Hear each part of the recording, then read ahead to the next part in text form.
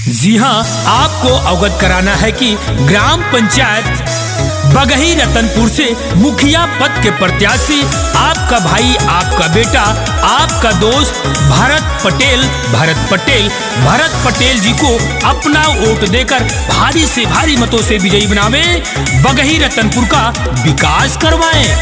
सुनो भैया मेरी बहना, मिलके है साथ में रहना। यदि क्षेत्र को हम मान किया हूँ सम्मान करूँगा, सम्मान करूँगा। अगर मिला समर्थन आप सभी का तो बगही रतनपुर का विकास करूँगा। जी हाँ मेरे भाइयों और बहनों, तो आप सभी लोग अपना बहुमूल्य वोट देकर भरत पटेल जी को अपना मुखिया बनाएं, अपने गांव का, अपने क्षेत्र का विकास करवाएं। दुखियों गरीबों का भैया ये साथ निभाएंगे, कोई परेशानी होगी दौड़े चले आएंगे।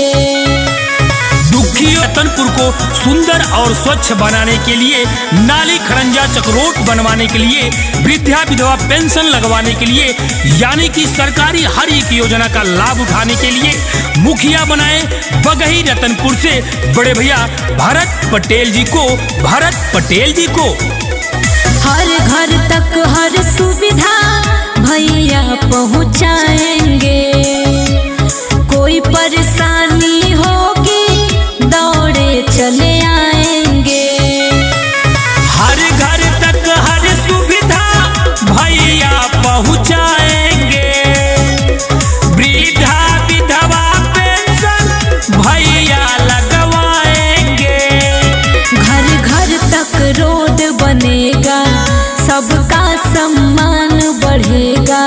घर घर तक रोड बनेगा, सबका सम्मान बढ़ेगा। जी हाँ मेरे भाइयों और बहनों, नौजवान साथियों, अगर आप चाहते हैं बगही रतनपुर का रोड बने, नाली बने, आरसीसी बने, सोलर लाइट लगे, सीसीटीवी कैमरा लगे, अच्छी शिक्षा की व्यवस्था हो, खेल कूद का मैदान बने, स्वच्छ पेयजल की व्यवस्था हो, तो आप लोग भूलिएगा नहीं, अपने भरत पटेल भैया को अपना बहुमूल्य वोट देकर, एक वोट देकर अपना मुखिया बनाए बगही रतनपुर से बड़े भैया भरत पटेल जी को। जी हाँ मेरे भाइयों और बहनों, अपने क्षेत्र का विकास करवाएं, भरत पटेल जी को अपना मुखिया बनाएं।